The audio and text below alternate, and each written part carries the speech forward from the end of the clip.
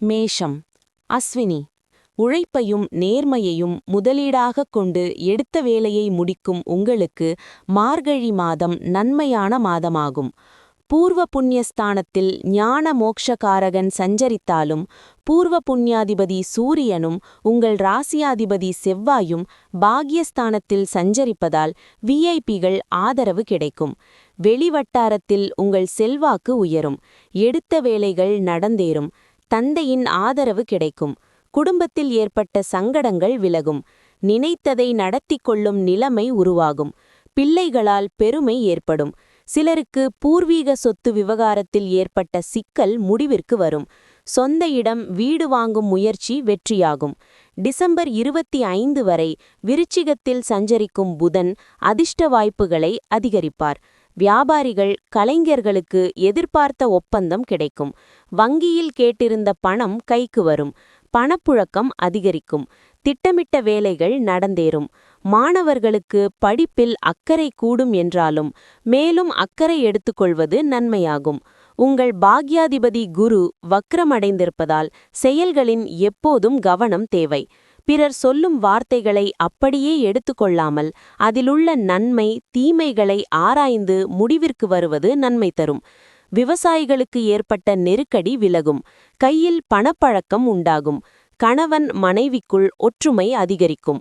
குடும்பத்தில் சுபிட்ச நிலை இருக்கும். சந்திராஷ்டமம்.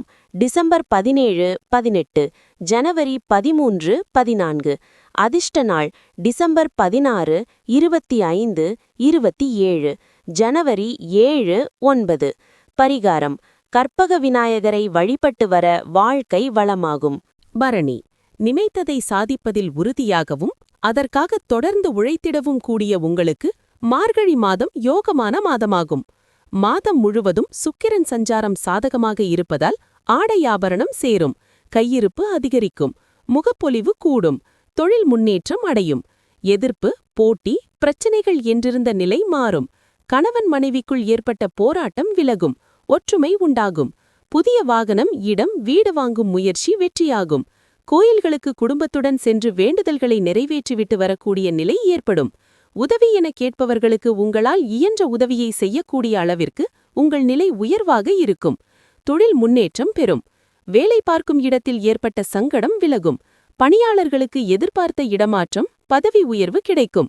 டிசம்பர் 25க்குள் எதிர்பார்த்த பணம் வரும். திட்டமிட்ட வேலைகள் நடந்தேறும். இழுபறியாக இருந்த முயற்சி வெற்றியாகும். அரசியல்வாதிகளுக்கு எதிர்பார்த்த பதவி கிடைக்கும். செல்வாக்கு உயரும். லாபசனியும் ராகுவும் பணப்புழக்கத்தை அதிகரிப்பார்கள். வியாபாரத்தில் லாபத்தையும் வேலையில் உயர்வையும் உண்டாக்குவர். உங்கள் நீண்ட நாள் கனவு நனவாகும். உடல் நலம் சீராகும். சந்திராஷ்டமம். டிசம்பர் 18, 19, ஜனவரி 14. அதிர்ஷ்ட நாள் டிசம்பர் 24, 27, ஜனவரி 6, 9. பரிகாரம்: தில்லை காளியை வழிபட எடுத்த வேலைகள் வெற்றியாகும். கார்த்திகை 1ஆம் பாதம்.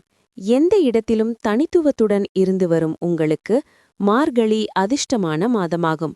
உங்கள் ராசிக்கு பூர்வ புண்ணியாதிபதியான சூரியன் பாக்கியஸ்தானத்தில் நட்பாக சஞ்சரிப்பதால் அரசு வழி முயற்சி சாதகமாகும். வேலை தேடி வந்தவர்களுக்கு எதிர்பார்த்த தகவல் வரும்.